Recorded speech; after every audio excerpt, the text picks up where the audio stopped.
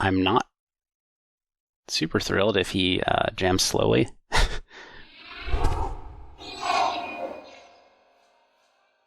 We have an interesting spot now. We were in kind of a lull in terms of strategic content recently because it was just me and Gibran, each at our own tables, beating up on our tables as everybody was trying to outlast the short stacks. But some things did not go as well for me, and now we combine tables, and now we have these 3 kind of even stacks and 2 stacks that are shorter but not short. So nobody's necessarily, about to bust out.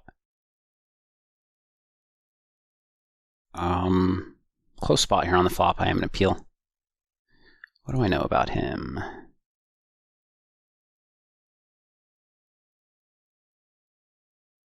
Not too much. But yeah, with second pair, backdoor flush draw, the overcard, I think it's worth peeling the flop. He's definitely willing to take it a little easy versus me. I don't think he wants to get into a big confrontation, so I don't expect to see him barreling off. I do expect to see him doing a bit of trapping, which has quote-unquote worked against me recently. I value cut it was a very strong hand, so I didn't do anything silly. But yeah, I think he's playing kind of pot control-y and not very bluffy at this moment, although now that the stacks are a little bit different, I think it's possible. Things have changed. I'm going to just fold this river. So I'm kind of torn in terms of my approach right now. In the previous video, I talked a lot about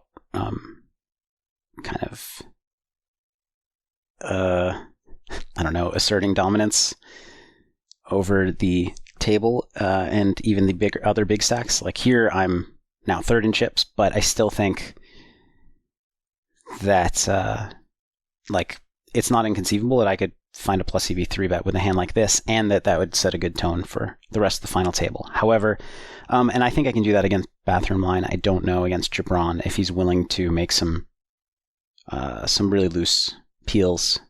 I'm just not sure. So I'm going to try to pay attention to that. So on the one hand, I could kind of go bananas and really try to apply pressure, leverage the fact that I don't care if I bust out in 5th. I'm playing for 1st. And, potentially get in these spots where I think people are actually folding, 90% of their range 3-bets potentially. I'm torn between that and just sitting back, playing some good, solid, standard poker. And, trying to, read my opponents and make the best plays I can and outplay them post-flop. And wait until the stacks are such that the opportunity to kind of go bananas more naturally presents itself, because right now it would be a little bit forced. We are willing to risk going broke with this hand, but is that the best way to play it? Would be rather check back. No, I think we want to bet. I would expect actually if he were to raise this flop, his range would be extremely strong, and I could be in quite a bit of trouble, which is what's happening right now. But when he calls, I'm doing really well. It's interesting that he's raising small. I don't think he would do that with... I feel like his sets might slow play. I'm not really sure why he would make this play. I'm really tempted to just jam it in now. Both for EV of the hand, but also setting a tone that I'm willing to go broke, and you should just kind of chill out in a pot with me. Obviously, if I get it in there, if he gets it in with me, I'm not thrilled. But my equity is always going to be fine. Obviously, a very small bet situation here. I'm going to go with actually a little... I'd like to go with 180 if my keyboard allows me. This is a hand that could be checked. This hand wants to check. but I think I just need to bet full range, and I don't think he's going to raise, especially after last hand. So yeah, I mean, I don't know. I felt like he was bluffing, but even if that was not the case, and this was slightly minus chip EV, I think the auxiliary benefits are great. I'm going to check here. I could lead, but given that I think people are going to play kind of weak tight against me, I think by the time we get a lot of money in, it's not going to go particularly well. If we were a little shorter, I could jam here, but I'm just going to call. I don't think I want to raise for the same reasons. I think it's like kind of turning a very strong hand into a bluff. And if Lufa were to jam, I don't think I can fold my hand. It's possible that he has 2-pair or some kind of draw. It's also possible he has 3-3. Really ugly turn. Easy check. But yeah, I think I'd have to go with it against him. And even against 5-6, I have reasonable equity on the turn, or on the flop, that is. Pretty unlikely to have the best hand at this point. And against a sizable bet from bathroom line, I'm just going to have to fold. Even against a small bet, I could be in a lot of trouble because Lufa could jam behind me and I get blown off all my equity. But yeah, against this sizing, I'm just going to fold. I'm a little surprised to see this sizing.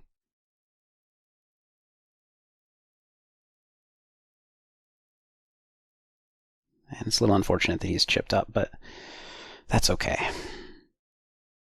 Ace Jack Jack 9, very strong hand. I mean, so this is like supposed to be a 3-bet anyways, but I'm not sure what I want to do against a 4-bet. But that said, I think I just need to start by 3-betting and getting a lot of fold equity and kind of table momentum. I don't really know what to call it. It's I mean, even though I haven't necessarily shown that I'm willing to go broke with a weak hand, although this ace queen queen jam, 3-bet jam on flop does kind of like hint at that, I'm still kind of giving the impression that I'm willing to splash around with a lot of chips. A tough spot here. I mean, I think I need fold, but it would be great to not have to. It would be great to not fold for the sake of table image.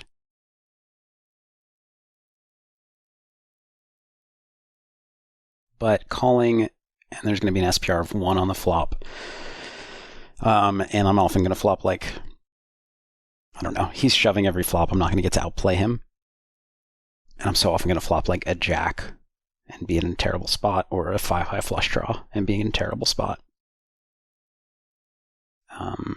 So, you know, I will be a little more willing to go broke than others might be in this spot, but I still need to, I don't know. I think that would just be a minus EV call there. I think I just need to make plus chip EV calls that are maybe minus EV from an ICM perspective, and definitely, you know, scary from a tournament life perspective.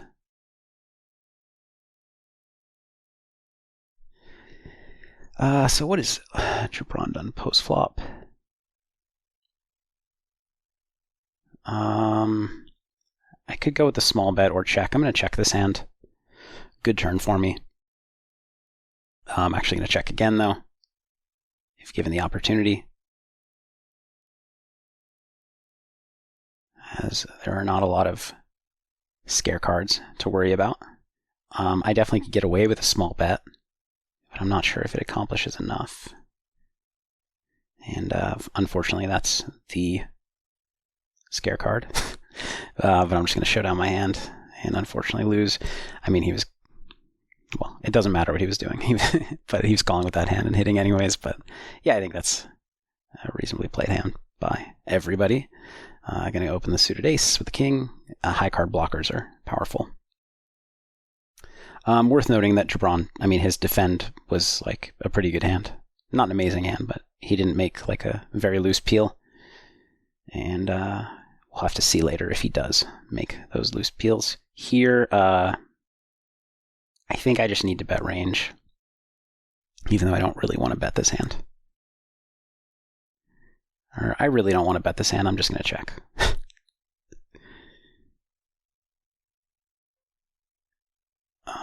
The large turn bet is strange. I'm going to peel, but obviously, I mean, he's representing a...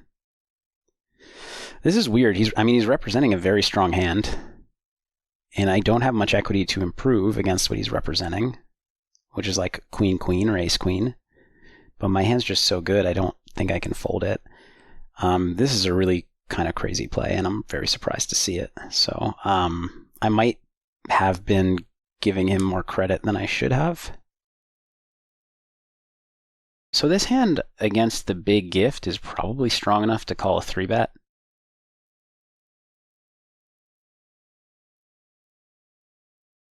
Oh, okay, now I can fold. Against Lufa, I think I probably would have gone with it. Just getting 2-1 here, it's a very easy fold. Of course, Gibran jammed so fast that it almost seemed like potential misclick. And very unfortunate run out for him. All right, good. I would have lost against top set. I don't know why I double checked my hand. Obviously, I would have lost. Gonna make kind of a standard fold here. Lufa's going to be committed with whatever he has here. I don't think he can consider folding.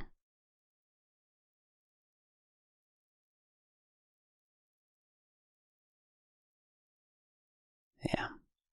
All right, so we get to see him open with ace queen 9-5 suited to the 9, which is slightly loose, but I would have made the same open. So perhaps I'll consider his opening range. I mean, this is only a one-hand sample, but I'm going to consider for the time being that his opening range is similar to what mine would be, and act accordingly. Gibran with the limp, which I'm happy to see with my hand, and yeah, very happy to just see a flop here.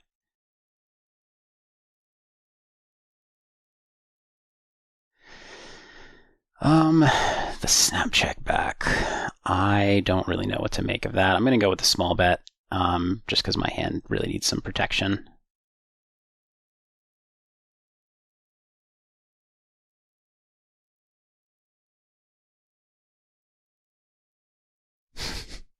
He goes with the min raise. I mean, I'm not going to fold to a min raise here, but I find this strange. He's representing a hand like queens or something, I think, and obviously some like 9-9 or 9x, but I definitely want to start by calling.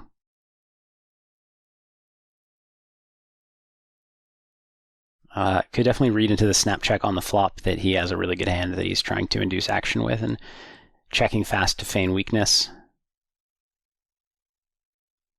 I do think I have an easy fold on the river if faced with a bet, because my bet call range on the turn contains some 9x and some flush draws as well.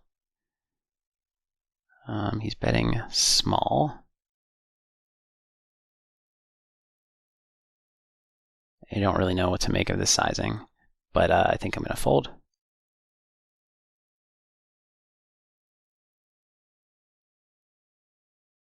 I'm going to go ahead and make this light open with the ace blocker into my friend bathroom line. Funny that I have a similar hand as before, top and bottom pair, that where he kind of made a silly bet when I checked back. I think though I just need to bet and go with it at SPR 1. There's just not enough in play, and he needs to get in with like 9-4 and some ace X hands. Not that that's super exciting, but also like trapping, and I don't know. There's just not much room to play. And so protection just goes up in value so much. Even with a hand like this, it doesn't need a ton of protection against a folding range.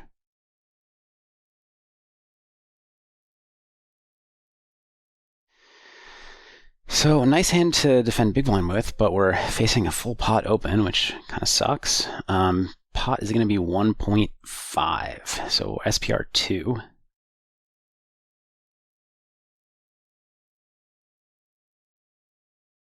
I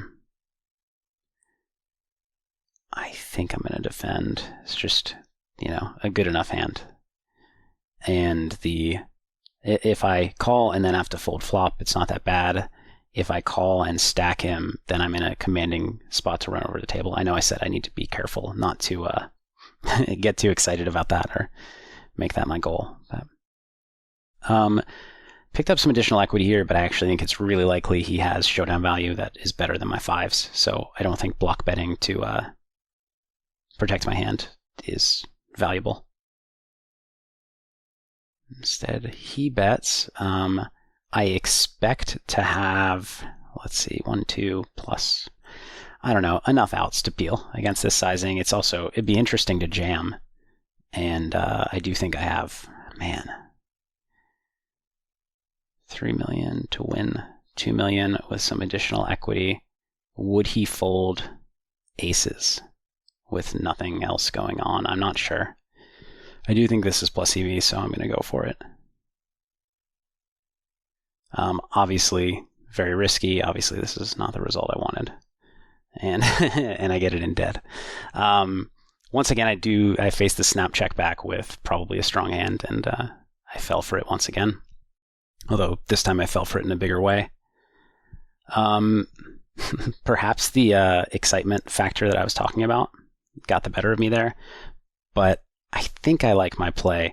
The risk reward is just so good when it's like against, let's just say, aces with hearts. I have I think I need to fold this hand. It's kind of close. Against aces with hearts, I have 1, 2 plus 6 outs. So 8 outs. It's not a lot, 16%. I'm not going to be raise folding off of 10 big blinds, so I'm just going to open pot here. And, unfortunately, I'm putting my, whatever. This is what happens when you lose a spot like this and have a short stack is, you can go out in fifth. But I've been trying to play for the win, and I don't really regret anything. I do need to call this off with 2 to 1 and hope for the best. And that is the best. So get quite lucky here, which is needed to win a tournament, but haven't had to be all in too many times. Now I think this hand's just a fold. Anyways, 8 outs, 16, 18%, let's say, and I risk, there's 2 million in the pot. I risk 3 million to win 2,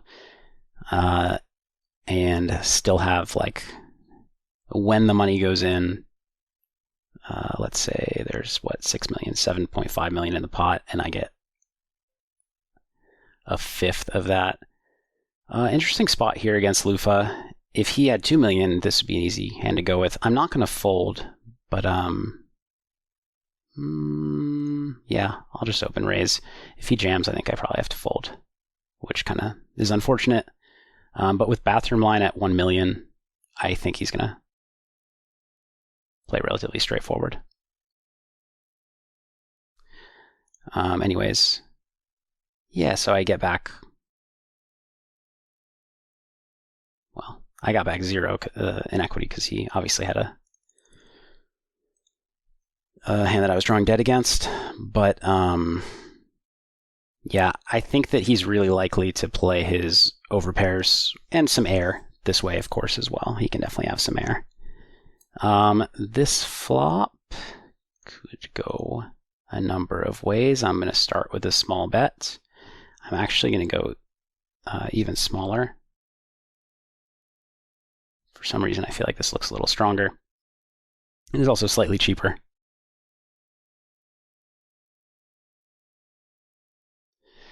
Here, if I had a single heart, I think potting makes a lot of sense. I think you get a ton of folds. Given that I don't have a heart in my hand, I'm just going to check, hope to realize my equity against his 2 pair hands.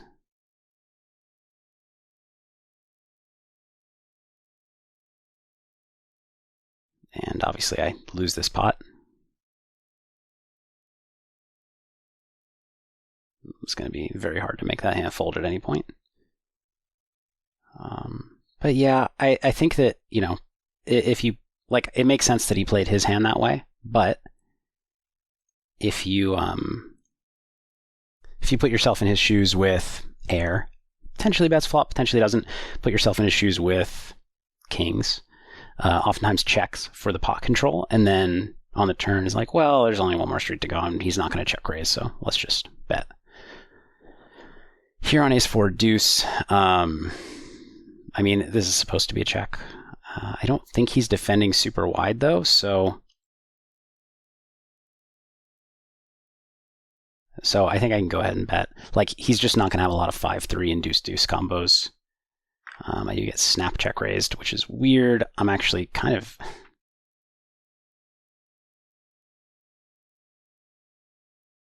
I kind of feel like it's weak, but what am I going to do? Call and fold or jam now?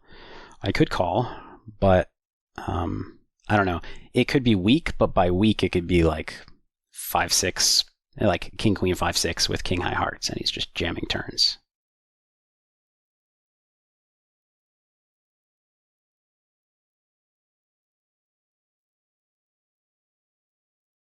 Yeah, I think I probably just need to fold. It's really unfortunate. I mean, like I said, I think he's folding the big blind with some, like, a bunch of weak things. He's also reasonably likely with 5-3 to make it larger and slower. But yeah, it's just an ugly spot, and I do worry about him jamming turns. All right. Okay, shows the bluff.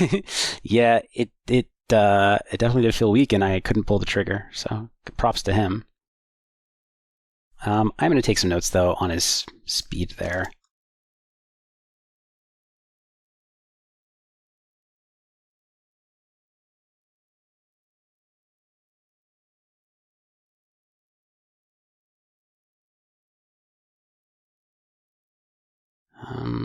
Unfortunate that we're facing a pot size open. I don't know how much fold equity we have against the big gift.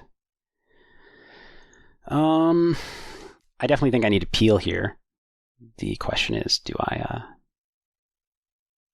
consider 3-betting and taking that pre-flop fold equity, or do I try to outplay post-flop or get some opportunities post-flop where I'm like, well, where I connect with the high boards that he's trying to represent? Yikes. So potting king 10-10 is bizarre, especially at that speed. I think that he's unlikely to do it with a very strong hand at that speed, but I think he can just have aces. Man, this is a really tough spot, and I don't have much time bank, unfortunately. I think I'm just going to have to fold. I find that when people,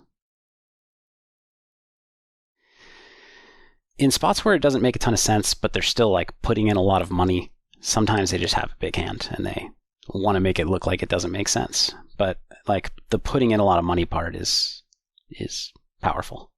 You know, means a lot. Obviously, it's going quite poorly right now, but I'll need to try to keep my composure. Frustrating to have gotten bluffed this hand when I really felt like I was getting bluffed, but is what it is. Could go big or small here. I think I'll go small because I actually don't mind, you know, getting it in if somebody wants to 3-bet light.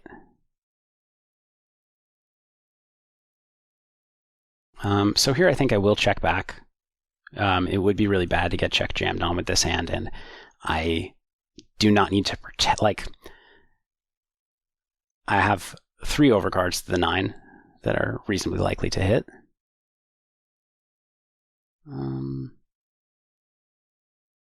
Pretty fast bet. I'm tempted to shove, but I'm just going to call. Realize my equity. I can definitely win on like a king. And obviously, if he jams here, I'm calling it off. Not really expecting him to jam very light, but it just is what it is. I have a really strong hand. He's overconfident from just bluffing me.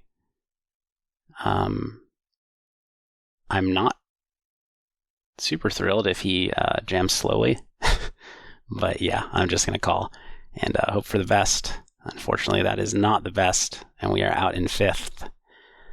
Oh well.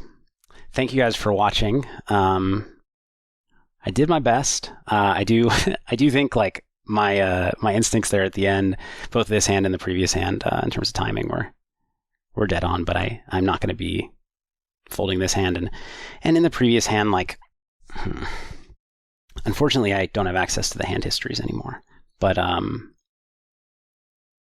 in the previous hand, despite my read, it was just a little bit too hard to go with the ace queen hand on the flop, or to peel and not know what to do on the turn if he jammed. But I guess I could have peeled and not faced the turn jam very often. So yeah, depressing finish. It really felt for a while like this was going to happen, but can't win them all. Hope you guys enjoyed. I look forward to your questions, comments, the usual, and I will see you next time. This is Phil Galfond for 101s.com. Take care, guys.